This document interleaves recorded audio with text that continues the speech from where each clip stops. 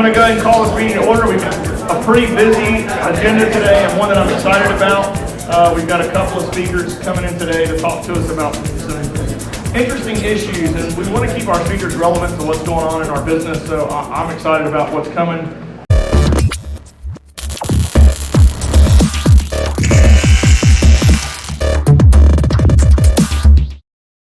But we've got a heavy agenda, so let's go ahead and get started.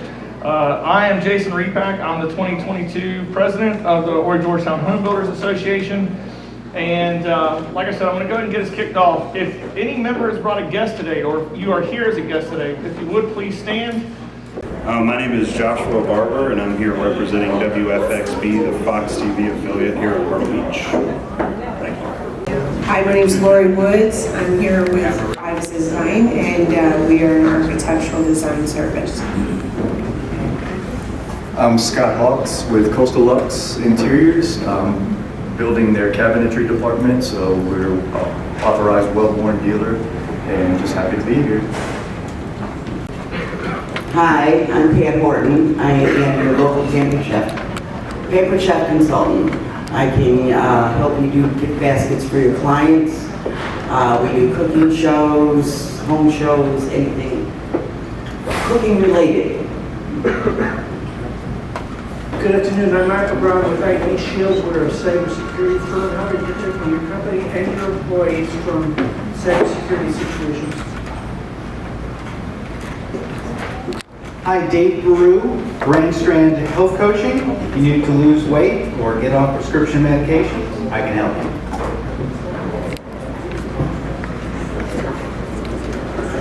Heather, Conway Builders, I brought him.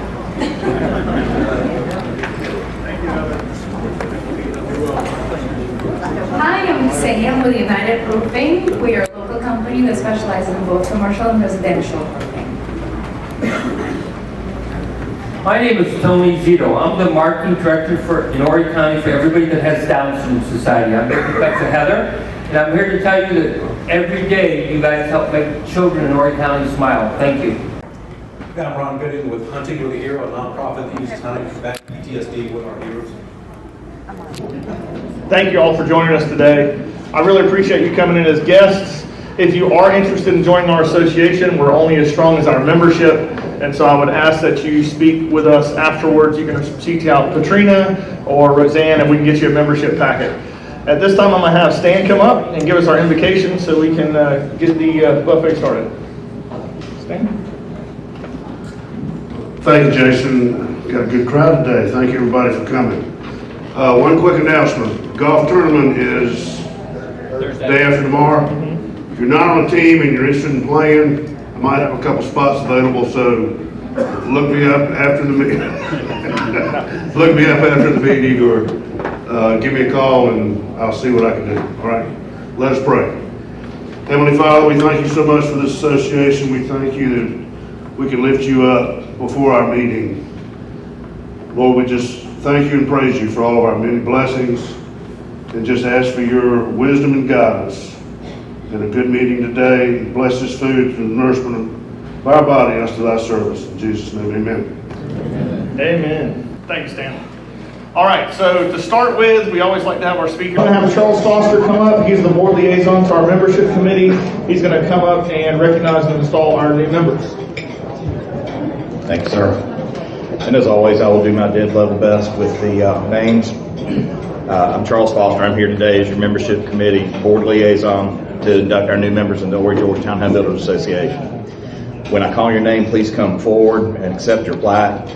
You can go back to your seat and go back to your seat, and then we'll have you stand up to do the pledge, and then go back in the back to do the group photo.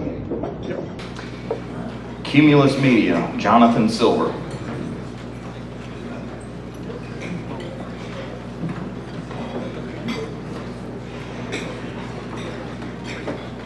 Is that okay? How you doing, sir?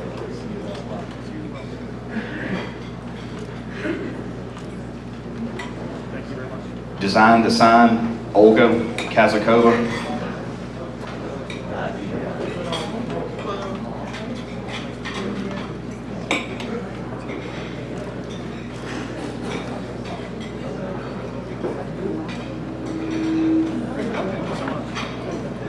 Milano Quartz and Porcelain, Nick West, and Dana West of Football.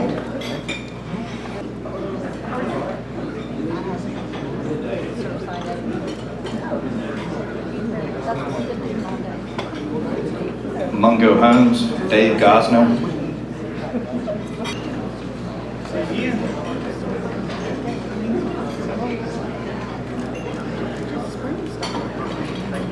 Now, will new members please stand where you are and respond accordingly to the pledge?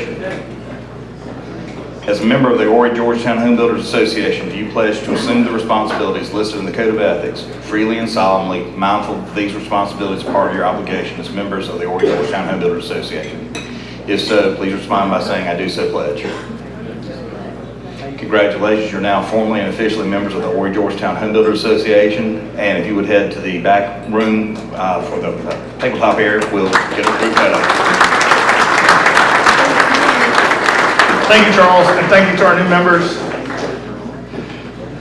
I would like to personally welcome you to the Horry Georgetown Home Builders Association. We look forward to getting to know all of you and working with you to advance our industry. Now I'd like to have Patrina Bartel come up to talk to us about workforce development. Thanks, Jason. I'll make it really brief. As we spoke before, we have a new workforce development committee. We're still looking for members. We're very fortunate we have the support of the Horry School District now, so we are getting into more schools. But as we are finding out what's happening in, we talked to St. James and Socastee, they're supposed to have 16 students in their class, and they have 30 in their classes. And what they're finding is they're running out of material. So they are asking if you have any leftovers, half of a drywall, anything that you can give them that they can put their kids busy and make good use of their time and they're not getting into trouble. That's a lot of kids for them to watch over. The other thing is we are looking for people that would want to host field trips, educational field trips for these classes. We're looking for mentors, job shadowing, sponsoring projects with them. Like I said, any kind of guidance you can give these kids, please reach out to me or a workforce development person, and we can steer you into who needs the help the most. Thank you. Thank you, Katrina. What a great problem to have, right? Too many kids in building classes in high school. All right, next up, we're going to have Stanley Haynes come up and talk to us about our 38th annual golf tournament. Good afternoon. We have our 30th annual golf tournament presented by 84 Lumber, and that's coming up this Thursday. Technically, the deadline for any teams is today, so if you don't have a team and you want one, come talk to me after the meeting and I can get you set up. It will be at the Legends Golf Course. Registration and breakfast begin at 7 a.m. and then we'll get a shotgun start at 8 a.m. Right now we have 57 teams registered, and I think the course will hold up to 64, so we've got a few slots left.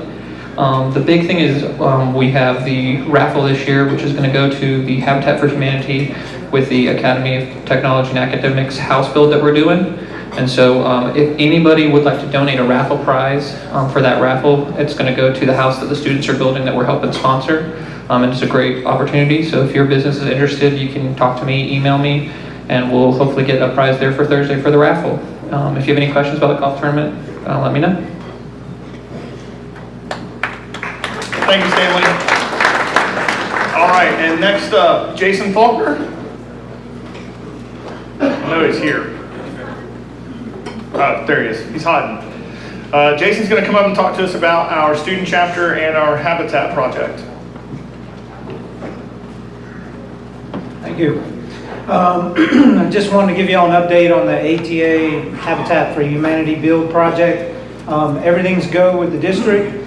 Chad's got the engineered drawings. We're moving ahead. Hopefully by the middle to end of September, he's got the foundation in place, and then the students can get started building a house out there, and that'll kind of correspond with the curriculum that Bernie Davis is teaching.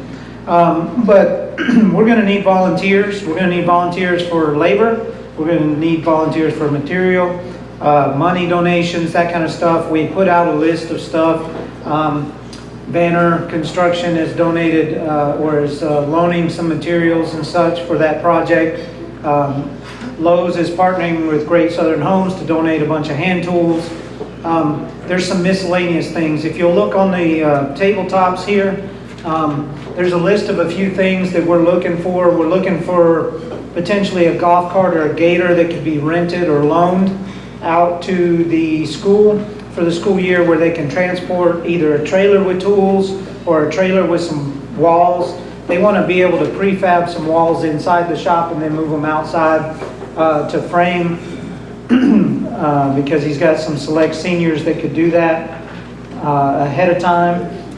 The trailer to move the walls could be loaned or rented, and then possibly a small trailer to store some tools in and transport back and forth, that kind of thing. We've talked about a storage container out there, but it would probably have to be painted, so it's a little more of a logistical issue. So if anybody's got these types of things that they'd be interested in donating, we do that. And then also on your table is this little card, and I think going around is a clipboard, but this talks about donating money, donating labor, materials only, or labor and materials. So what we're trying to do right now is get an interest list from everybody and what you'd be willing to donate. We'll reach out to you and see what that is. You can go ahead and make monetary donations through the HBA's letter that went out yesterday. Donate some cash, 50 bucks, 100 bucks, 500 bucks, whatever you can do from your company. That money would go towards helping supply materials or some hand tools or stuff like that for the students. So really exciting project, really excited to get it off the ground. We did get to meet with the Socastee and St. James teachers the other day, and hopefully we can put some kind of similar project in place for next school year at those two schools also, with all those students that they have. So really exciting times with all of that. Also, we're looking to set up student chapters in both of those schools, and we already have the ATH student chapter, and they'll be here later this fall for their induction. So any questions from anybody about how they can help or anything? My email's at the bottom of this here. The link is broken in the email Patrina sent out yesterday, but she'll fix it and resend it out today or tomorrow. But feel free to email me if you've got any materials or supplies or labor that you want to help with. Can I help with any kind of signage?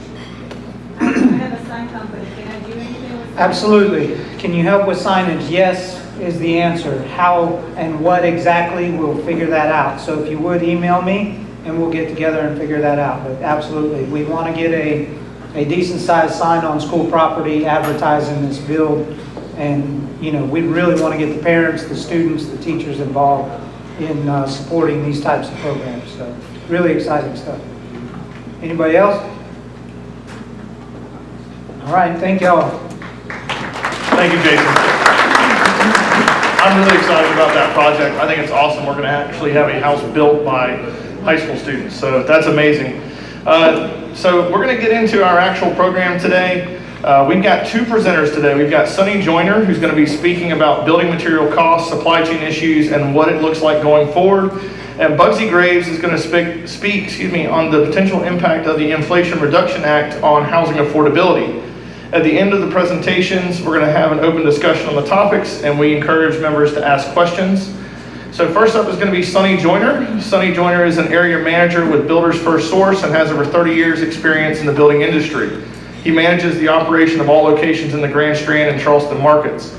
Prior to Sonny's career in the building industry, he graduated from the College of Charleston with a degree in business management. He spent a few brief years in the lending industry and then at 84 Lumber before finding his home at Builders First Source in 1997. He began as the market manager in Wilmington, North Carolina, before moving to the Grand Strand market in 1990. Since that time, he has overseen the growth and development of the Coastal Group, which includes locations from Conway to Edisto, into one of the most profitable markets in the company. In his spare time, Sonny loves to spend time on the water with his beautiful wife, Holly, of 31 years, fishing and just enjoying the ocean. He's an avid golfer. We got a golf tournament coming up, by the way. He's an avid golfer with a fierce spirit of competition, whether on the course or in the conference room. Please join me in welcoming Sonny.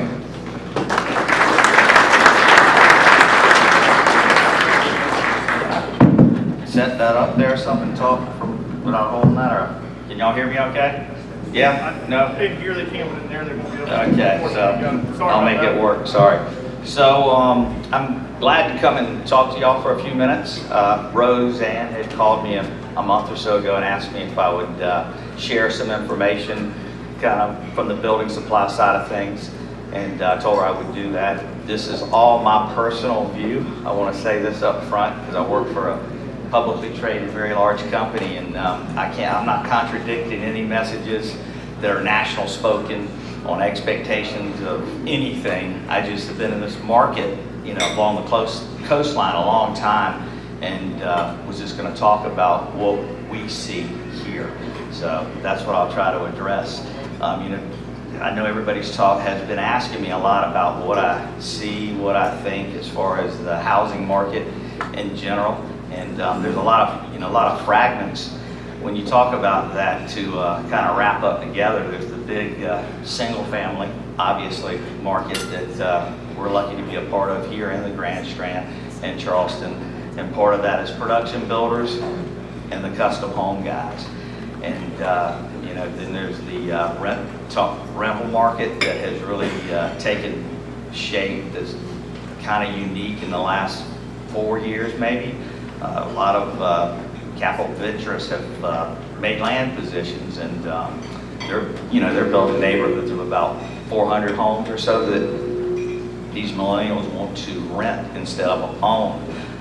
But it's still growth and driving the market. And then obviously there's the commercial business. So and I would tell you all three of those segments right now, in my eyes, regardless of what we hear, is still pretty strong. Are we seeing a little bit of a slowdown? I would tell you absolutely. When I thought about coming up here to just talk, is I would tell you in March of 2020, two big players in my area called me in for meetings at different times, and COVID was just starting, right? And they were like, "Hey, look, we're not going to stop building. We think we're headed this way." This is March, April of 2020. Said, "We need you to look at every product you sell." You can't hear? Is that better? Yes. And so in March, April of 2020, they were asking about being prepared for discounts because we felt the market with this COVID and what was going on across the world was going to tank, right? The market was going to slow down. I didn't even have time to get back to them, and it actually did the opposite here locally, right? The housing market exploded.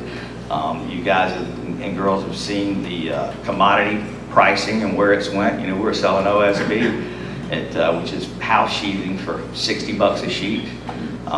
And a lot of other products involved in building a house that just have went astronomically through the roof.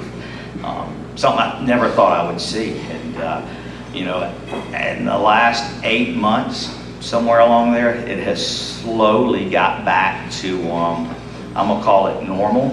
Now I'm getting hit, or when are things gonna get back to pre-pandemic normal as far as cost? I'd say OSB is about still twice on the open market right now what it was prior to March of 2020. People who are in my business, they know you can go back and look, and that's pretty accurate. Same thing with studs and the main products of a house. So they're way down from what they were when everything was selling so crazy, but they're still higher, and I'm not sure where they land now because of cost of everything to do what we do.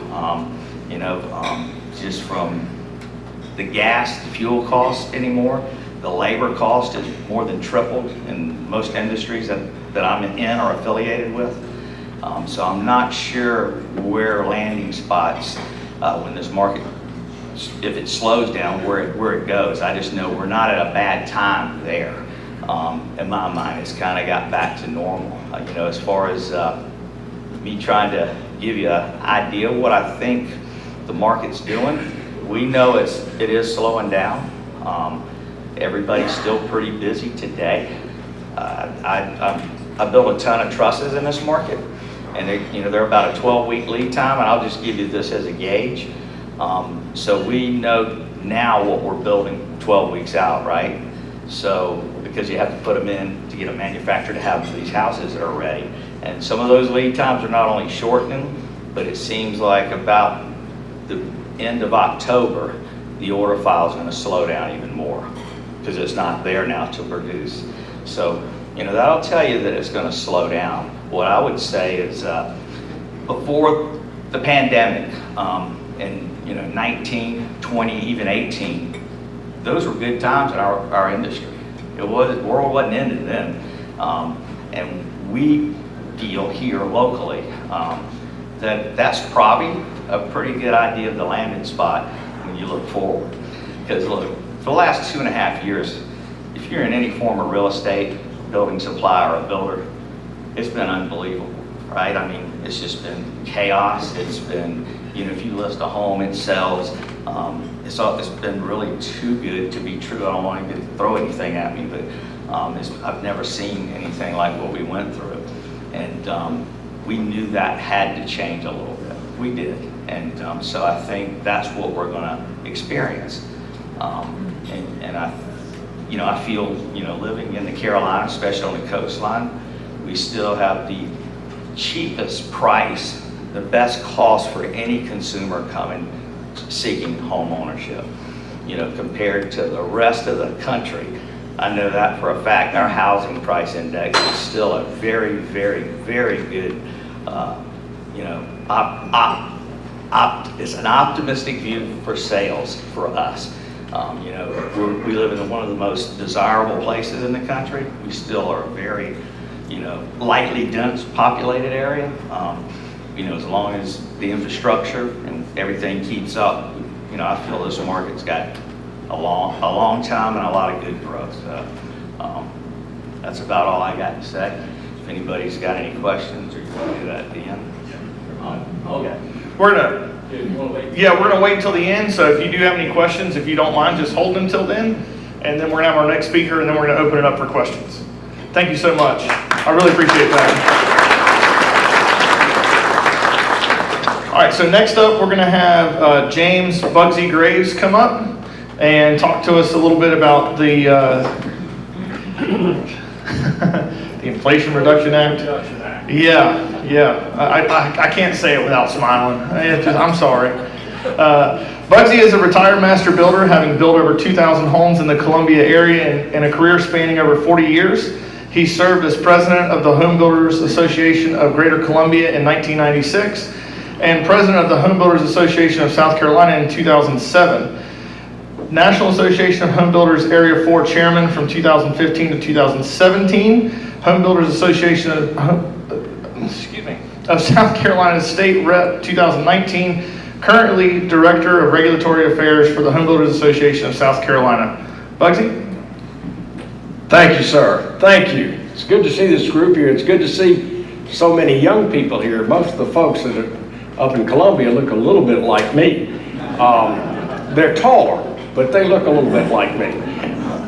Mark Nix, who is the executive officer of the Home Builders Association, I'm going to stand over here so you can see me, asked me to come and do this. He had a conflict. He would normally do it. Mark, for those of you who've never met him, is about 6'5" and must weigh about 280, and so he sent me. But thank you for the invitation, and I'd also like to say that if you know any regulators that are having affairs, let me know about it, and we'll take pictures and we'll use it to blackmail them later on. I'm actually Mark's stunt double. We got a couple of things to talk about. As you mentioned, we've got the brand new, I guess it has not been to the president's desk yet, but it's been approved by the Senate and the House, Inflation Reduction Act. And from what I've been able to find out, if there's any reduction in inflation, it's about 60 years from now. So, but what they have done to home building is pretty important. And it's according to which side you're on or how you look at it, how that might affect you. One of the things that you may not know about is in South Carolina, and I think it was 08 or 09, the governor accepted about $240 million from the federal government. And the hook was that he had to raise the energy code to the 2009 code. And that's where we are right now. We, at your Home Builders Association, your state association, went to work and got the energy code separated from the building code. Because we're under, we have to take a certain building code. After so many years, we have to move to a new building code. But by separating the energy code, we did not have to take the energy code with us. And the whole purpose of that was not that we didn't believe in green housing or any of the things that they were talking about at the time, is that we wanted to keep costs down, to keep housing affordable. And had we gone along with them, housing would have had an increased cost that of course, is right now would have been a really increased cost because the increase of everything that goes into the home now. But what happens now is South Carolina will be offered $40 million to sign on to the new EOC code, the energy code, which would be the 21 energy code. But the second part of that is that we also agree to get to net zero within 2 years after that with the homes that we're building. Now, because we're on a lower energy code, one of the things you probably have noticed over time is that home builders are using their energy efficiency as marketing tools. We didn't say you couldn't build higher than the 09 code. We simply use that as the lowest that you could do. And when we go up to the new code, if the governor agrees to take the $40 million, that if we walk up to it, it'll add about $22,000 to the cost of a new home. And that's an entry-level home. Now, I quit building entry-level homes in 10 in Columbia, South Carolina, which is when we ran out of lots. I couldn't buy lots to build them on, and I switched what I was doing. But back then, I was selling about probably 2,200 feet in the neighborhood of $150,000 based on the price that I was getting for lots, which was in the $20,000 to $30,000 range. I don't think those exist anymore. If they did, they'd probably be 10 feet wide. But what that would have done to that $150,000 house was made it not just the $20,000 that it would cost me, but I then got to add all the other things to it. So it would have added somewhere close to $30,000. To get to net zero, they're now estimating, if I can put my fingers on that, is around $42,000. And that'll be within 2 years, and that's per unit. Now, apartments will be affected a little differently, because they have common walls and things like that, but they're going to go up accordingly when this is accepted. Now, one of the things we're working on at the state level is that South Carolina will have its own its own building code in the next couple of years. And that building code will be on a 6-year basis instead of, I think the current code is a 2-year basis. So it'll be on a 6-year basis. So we'll miss out on some of the new things that will be on the energy code. That will be on the building code and the energy code for that matter. And you say, well, why would you do that? Why wouldn't you go along with the new building codes? Because obviously they're really something that you ought to do. But if you look into it, you find that the building codes aren't really about what they started out to be, which was safety. What they're about now is what manufacturer can get their product into the code, so you have to use it. I mean, how many thousands of homes are built every year in America, and if they can force you to buy one thing that they sell, just think how many they'd sell. So, and for those of you who haven't run into it yet, for builders, one of the examples we like to use is the arc fault, which was something that was required on all receptacles in a house. And the arc fault is a great idea. It's designed to trip in the event there's some sort of a passage of electricity to it. And the most common thing would be like if you ever snatched a cord an electric cord out of a socket and it snapped or it sparked. Well, it was designed to stop that from happening, which of course is a good idea because that spark might set a curtain on fire or something like that, except that they don't work. And the people who manufacture them admit they don't work, and it's still in the code. Now in South Carolina, we were able to get that particular thing taken out of certain areas in the, I think in the washroom and in the kitchen, but they insisted that they be everywhere, that they be at all other receptacles in the house. And just to tell you what will happen is after it fails 3 times, if it's overloaded and it fails 3 times, it quits working. We had a lot of callbacks, and that was one of the things that the electricians complained about the most, is it was the arc faults tripping the breakers at the panel. And as I said, after 3, and if it happened in the first year, it was on the builder. If it happened after that, it was on the homeowner. And it was fairly expensive to replace because the normal receptacle, from my memory, cost about $3.50, but the arc fault in it, it was $60. So here's a product that doesn't work, that's being forced into the code by a manufacturer who spent a lot of time with people who write the code. And as a result of that, we're building a home with a product that's just simply not going to work. Now, whether it will ever cause a problem or not, we don't know, but my bet that it may not, because since we didn't have it before and didn't have that many fires in new houses, there's a real good chance it won't cause fires. But you have to pay for it. It's $60 a receptacle. So that's what we're looking at, and if the governor accepts the $40 million, this will become law. So those of you who are friends with the governor, please contact him. And the point would be is, hey, we want to be able to build high efficiency houses, but don't let it be mandated. Let it be because the buyer wants it and the buyer is willing to pay extra for it.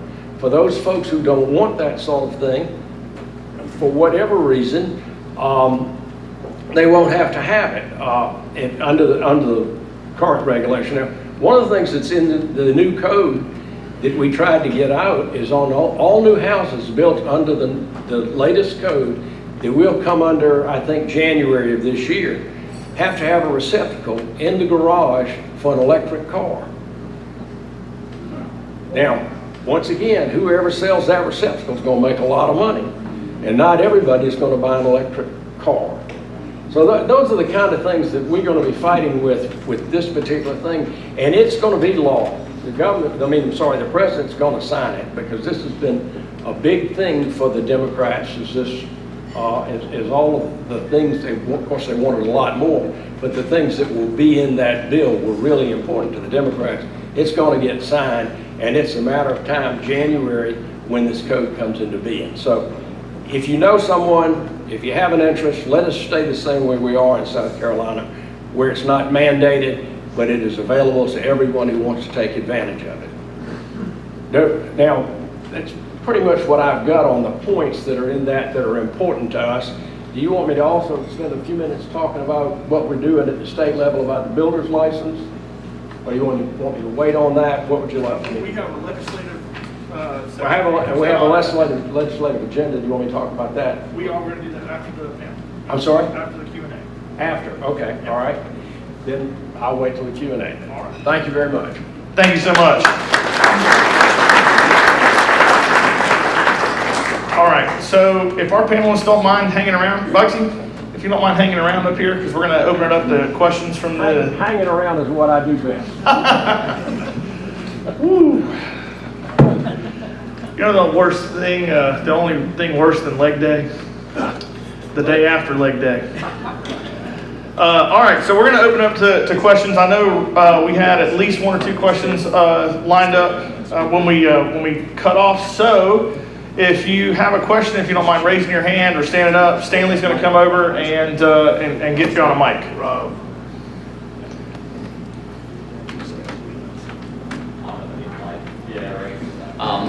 Hey, Sonny, so there was the Canadian tariffs on lumber, and those dropped recently. How's that going to affect things going forward into the rest of the year?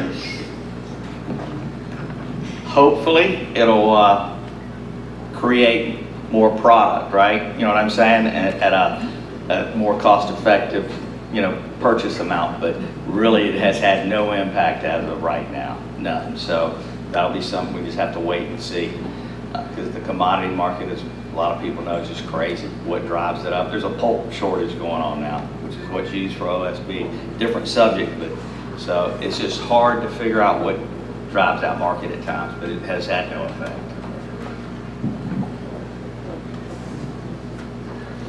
I actually have a question. So lumber, of course, we've watched the volatility in lumber. Lumber has been nuts over the last year and a half. But one thing we haven't really seen volatility in, we've only seen increases in, is our other products. Now I know Builders First doesn't necessarily sell all of these products, but we've seen it in copper for wire, we've seen it in plastic for PVC, we've seen it in gypsum for drywall, and we've seen it in roofing as well. Is there any forecast or any thought on what may happen to those building materials in, say, the next 12 months as we do see some potential relaxing in demand?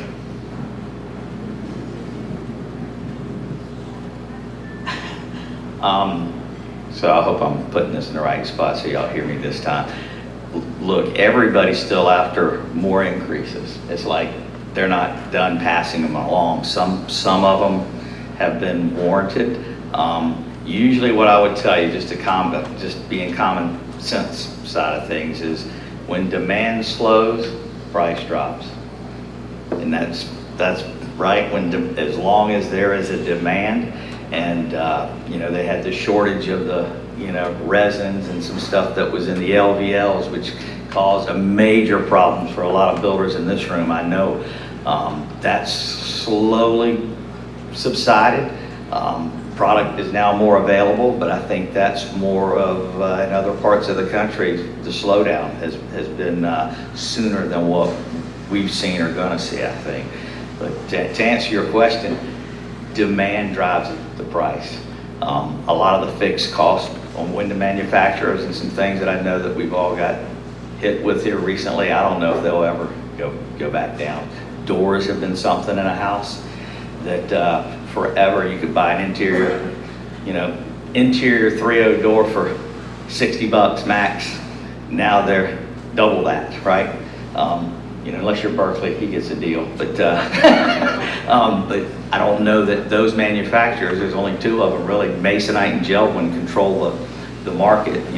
There's one other player, but they're not a manufacturer in that slab game. So demand drives pricing. And so that's something we're just gonna have to wait and see. Hopefully, yeah. I mean, just like land costs, right? When you quit selling it, slows down, price changes. Thank you.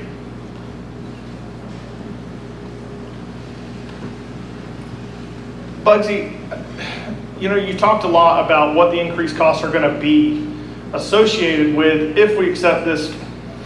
I mean, it seems wrong to laugh at $40 million, but $40 million in a state of our size with a surplus that we've had for the last 2 years, to do that to affordability on housing that we've already got a huge problem in. I would say here, for our local workers, I don't know the exact numbers, but I doubt I would be far off if I said 30 to 40% over what an affordable home is already in our market.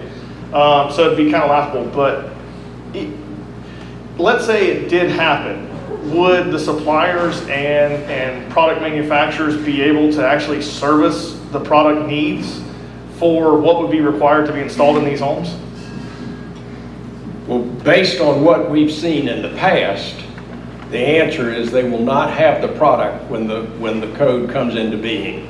And so there will be a delay in that. So there'll be houses that have been framed sitting waiting on insulation and things like that until, as part of the things that are part of the energy code, until such time as they all on board.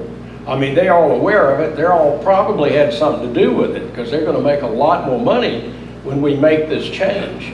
One of the things that happened back when they took the $280 million or $240 million is almost all that money was used to upfit state and local buildings, the buildings that, you know, that are owned by the state. And in this particular bill, there is some provisions for rebates to builders who build under the new codes, but it's like $2,000, so it won't cover the cost. Now, they're advertising, they meaning the government, the people who are responsible for this law, saying that it'll only cost about $4,000. And that's if you were building under the current code of the 218 energy code. And it's not that much to go from that. Maybe that sort of money, $4,000, would not be substantial on an entry-level home.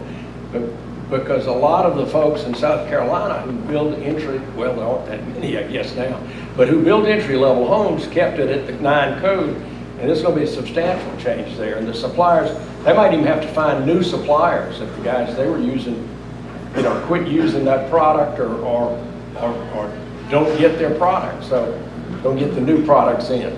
So I don't think that the cost is simply going to be the $20,000 that they're saying. It's going to be because you're going to have a carrying cost while you're waiting, not to mention customers who sign contracts who are waiting for their houses. So it's not going to be an easy change. We've got 6 months to do it, or not quite 6 months now.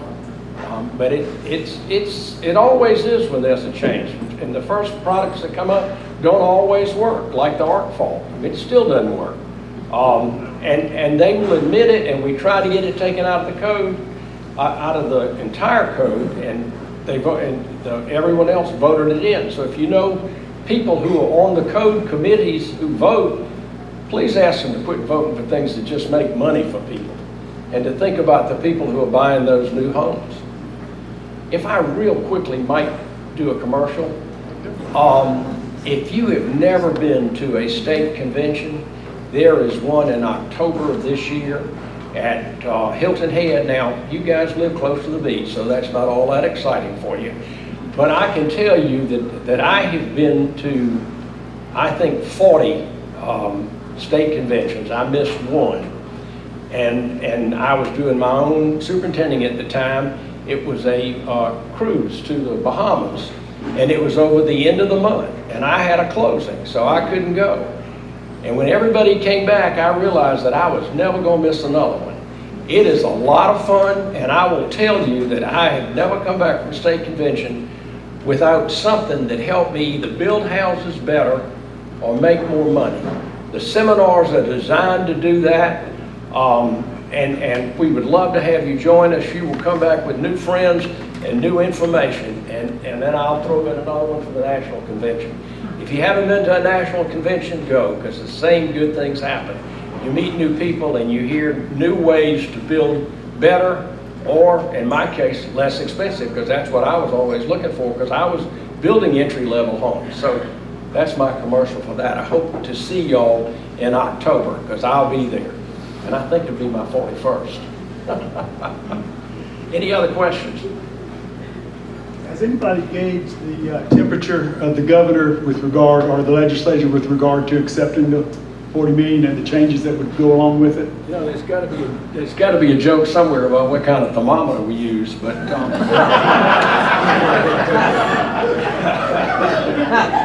thank you for that question. Wow, you throw me a softball, I'm hitting it out the park.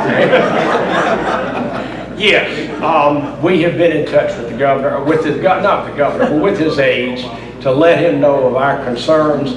And he's been pretty good to us. He's listened to us in most cases, but it always helps to hear from y'all, from the people who vote for him. Well, he can't run again, but who voted for him. So let him know that we really don't want to have this thing mandated. We want to have it available to the folks who want to buy it. So yes, we don't know what the degree of temperature is yet, but we do know that right now they're listening to us, but it won't help to have someone else contact them also, other than just hearing from us at the state. So if you guys know anyone up there, know one of his aides, let him know. Folks, for those of us that aren't personal friends with the governor, Is there any benefit to a letter writing campaign, and if so, would the state HGHBA provide some talking points or a sample letter format or something to use? I didn't get some of that, I'm sorry. Okay, we start over again. I was saying, for those of us that aren't personal friends with the governor and having dinner with him, is there any benefit to a letter writing campaign? And if so, would the state be able to put together some points to include in that? I think that's a great idea. If nothing else, we could put together emails. We could send you the sort of things that you could put into it, and I think that'd be a great idea. Yeah, we'll work on that tomorrow. Any other questions about, did you want me to talk about the builder's license? Or? Yeah, I have a question. So, as a remodeler, my favorite section in the, let me get away from the mic, the speaker. My favorite section in the code book is 102.7.1. That's where you're less compliant, they call it.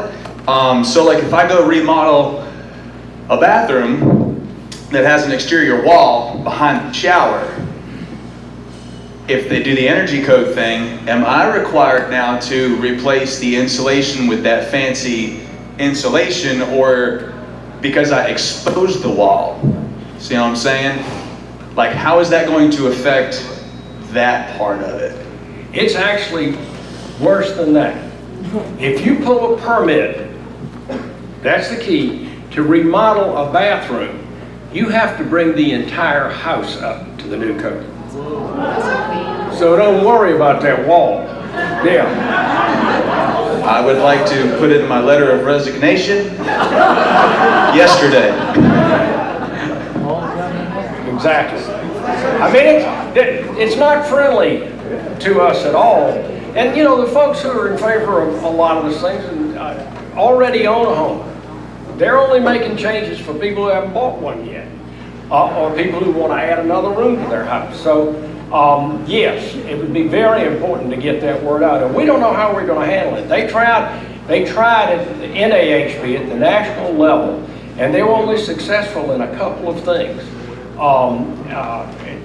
The Democrats were determined to pass this, and of course this is a smaller bill than they tried, what, 2 years ago?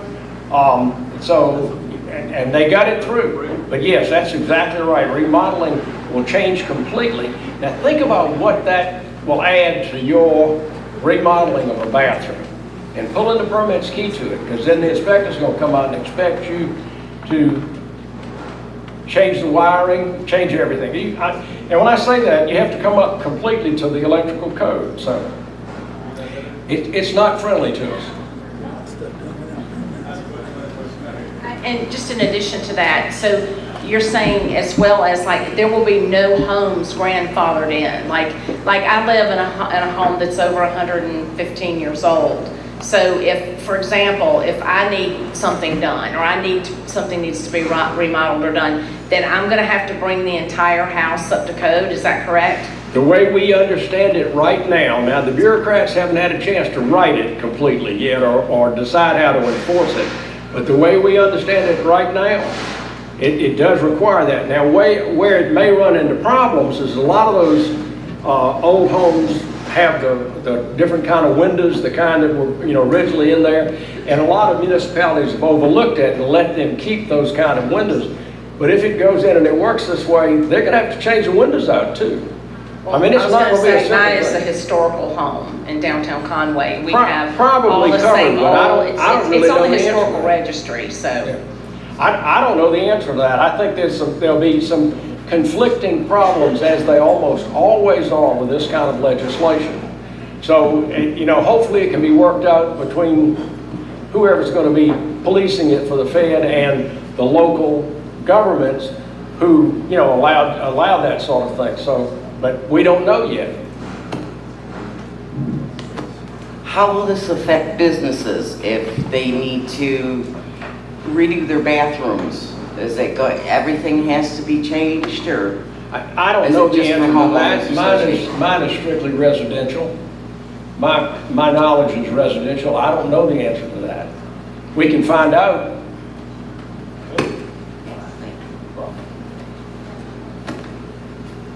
Any other questions? I'd like to hear about the builder's license. Okay. Oh, well, that's what we're, yep, that's what we're moving into. Got time? Thank you so much. We're gonna move into, our regulatory update, which is builder's licensing change. And let Bugsy talk a little bit about that as well. And then we'll, right after that, we'll be wrapping up. So, go ahead. Thank you again. I'll talk first about the builder's license. These are the changes that we are asking for. And when I say we, I'm talking about the State of South Carolina Home Builders Association in conjunction with the presidents and EOs around the state.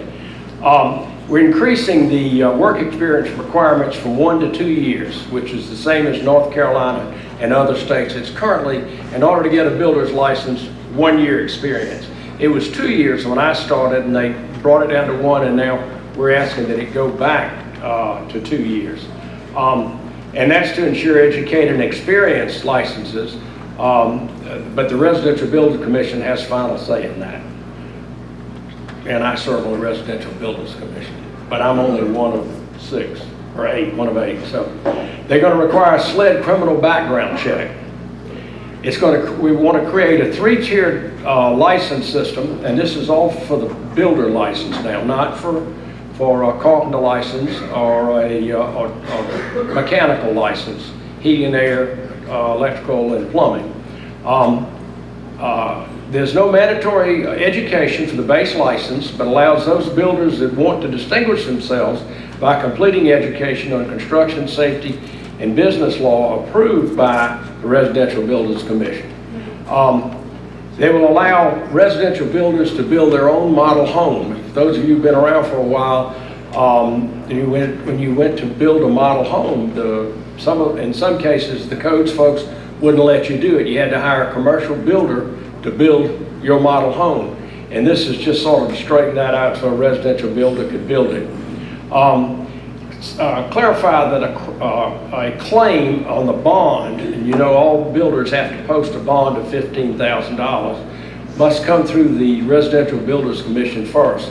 There are places around the state where there was a lawsuit between a home buyer and the builder, and the judge decided to utilize the bond. And what we're saying is no, it's got to come through RBC, it's got to be vetted through RBC, and they've got to determine that in fact there is a code violation. So, they're requiring a $5,000 bond for all projects over $200. Current cost is around $100 for that. And this is to stop the practice of breaking up projects into smaller pieces. What you may have heard is, what we see at the Builders Commission is somebody will get a job to roof a house and he'll tell the buyer, the homeowner, you order the shingles and buy them, and I'm going to charge you $4,000 to put them on. So that keeps the job being less than $5,000, so they don't have to have a bond for it. So that's to stop that. Let's see. Separate specialty contractors into 2 groups, mechanical and tradesmen. Mechanical, as I mentioned, heating and air, plumbing and electrical. And then tradesman's license will allow for other work that is not tested. Those trades have to be tested. And that would be carpenters, your siding installers, your flooring installers, things like that. Also clarify that a residential builder holds all the licenses, so can use unlicensed workers under their supervision. A licensed mechanical contractor can also use unlicensed workers under their supervision for work for which the license is valid. And that means as a builder, when I pull the permit, I'm certified to do plumbing, electrical, and heating and air. So I'm certified to do it. I wouldn't try it, but I could hire someone to run the plumbing for me that was not licensed under that particular change. And also, and this happens around the state, clarify that a licensed residential builder can construct a detached garage if the land on which it sits is zoned for residential.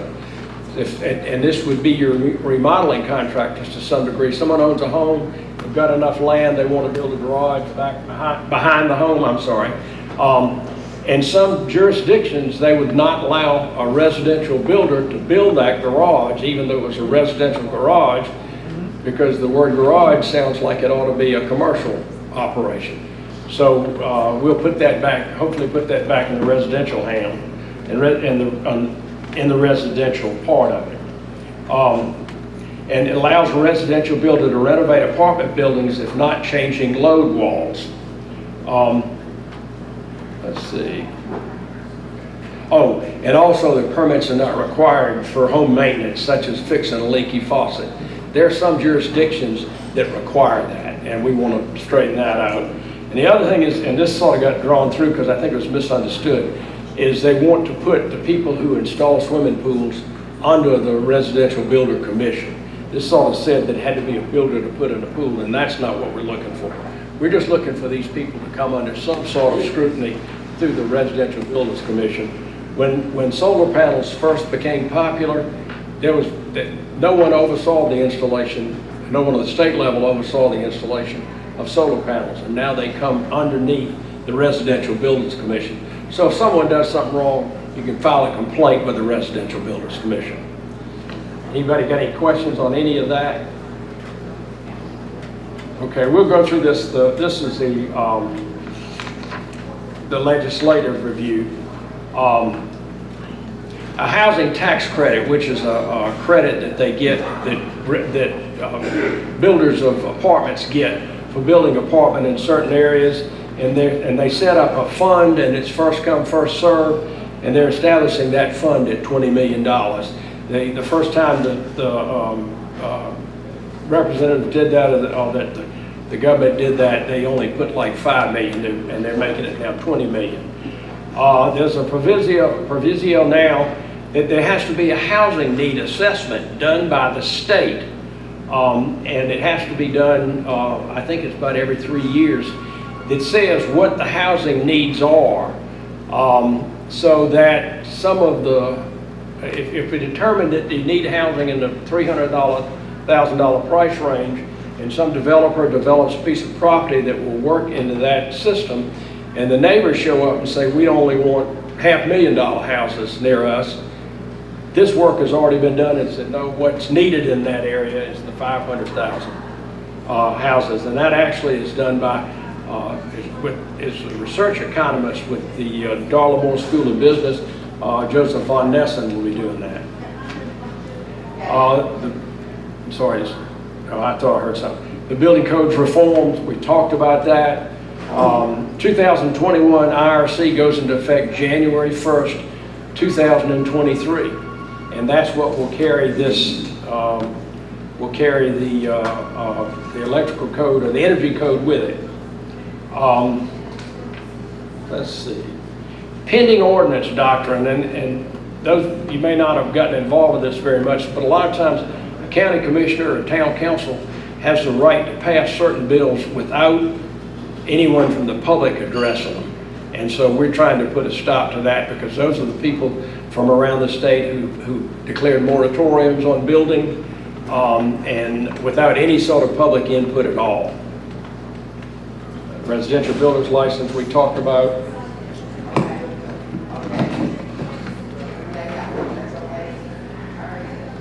We're working on some bills. You want me to cut this off? Folks seem to be drifting away. Okay, because y'all have been bored enough by this, I'm sure. Heirs property is a commission that's been set up to study that. You know, we have a lot of property around here that got passed down from someone who passed away with no clear title that went with it. The oldest son moved into the house, and then his oldest son moved into the house, but without a will, it was owned by everyone, and it's just awful to try to clear up the title. So they're working on that. The pool installers bill, we talked about that they will come under the Residential Builders Commission. The livable homes tax credit, some of these houses that are in rough shape, there'll be a credit for fixing them up. And this is stuff we're working on, it's not there yet. Home attainability bill, regulation and government taxes and fees have increased the cost to develop land and build housing, resulting in a shortage of affordable housing. This bill would address that by reducing waiting times and capping taxes and fees. This bill was given a hearing at State Judiciary Subcommittee where no action was taken. We have another one called Jim Crow zoning. We live in a state where neighborhoods are being engineered by policy to separate rich folks from everyone else.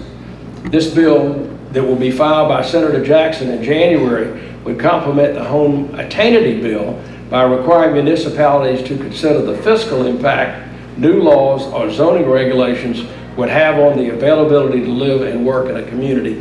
And where you see that is they'll come up and say, we'll only allow 1 house per acre.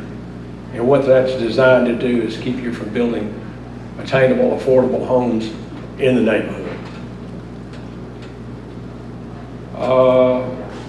We've defeated some. That'll do it. It got defeated. I'll leave it at that and let y'all go home. Thank you, Bugsy. I'm gonna, please, thank you. I'm gonna volunteer Bugsy for a few minutes after the meeting. I know a lot of us have to go, so if you have any additional questions, please come up and ask Bugsy afterwards. At the end of the day, the Legislative Affairs Division of Home Builders does a lot for us. And some of it we know about and some of it we don't. And I appreciate him sharing with us today on some of the major items that are going on. One of the ways you can help support is by donating to our PAC. You can talk to me or talk to Roseanne about that, because that helps us get policies, well, at least it doesn't help us get policies passed, but it helps us get in front of the people that are going to pass those policies that are supportive of our industry. So thank you again, Bugsy. All right, we're gonna wrap this thing up, so we have a few drawings to do and then we'll get out of here. So first up, can I get Sheila Bell? Sheila did our mystery handshake today.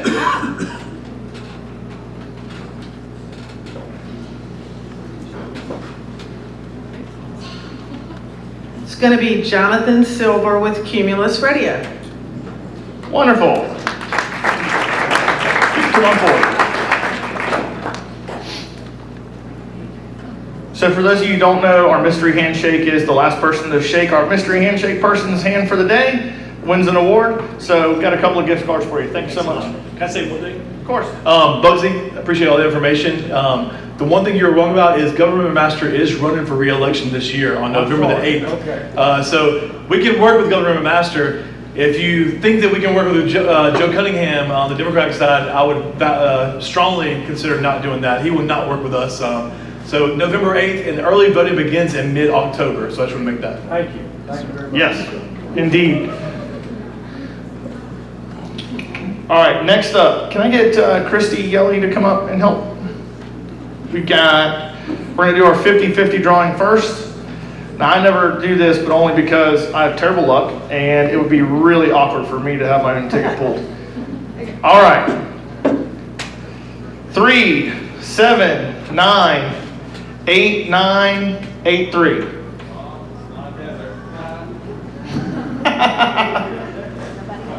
All right.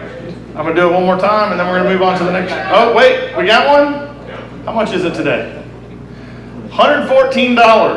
Come on up.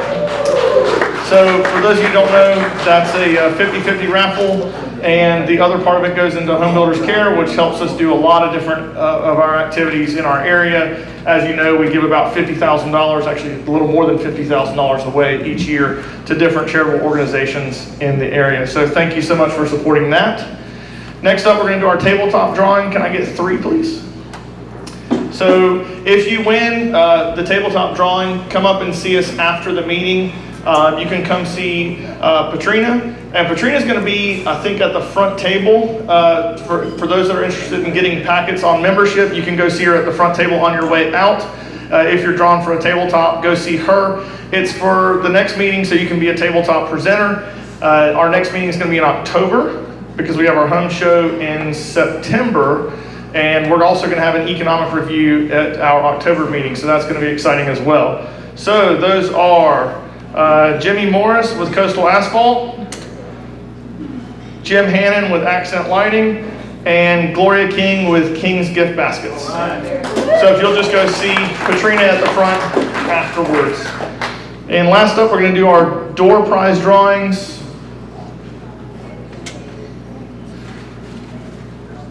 First one's going to be from Waccamaw Publishers with a Panera gift card, John Long. Perfect. Thank you, John. Next up from Melton Power. You were a presenter today and won? Awesome. That's fantastic. At least you didn't win your own. All right. Next up from Melton Power Systems, we got a Top Golf gift card for Rob Murphy. Am I reading that right? I think so. Yep. Perfect. Congratulations. All right. Next up, Target gift card from Elevators Plus, Heather Templin. Oh, stop it.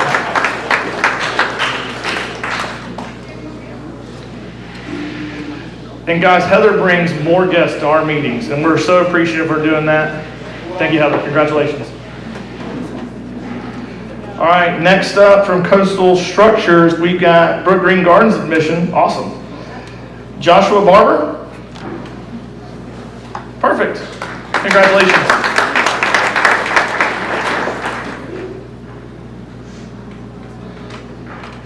And from Tidewater Mortgage Services, $50 gift card to Gulfstream Cafe. Where is Jason Faulkner?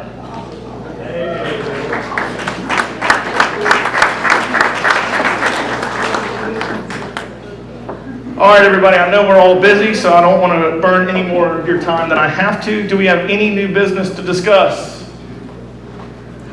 Then with that, I thank you so much for coming out today. Reminder, golf tournament on Thursday. New membership information at the front. Thank you so much. We will see you in October.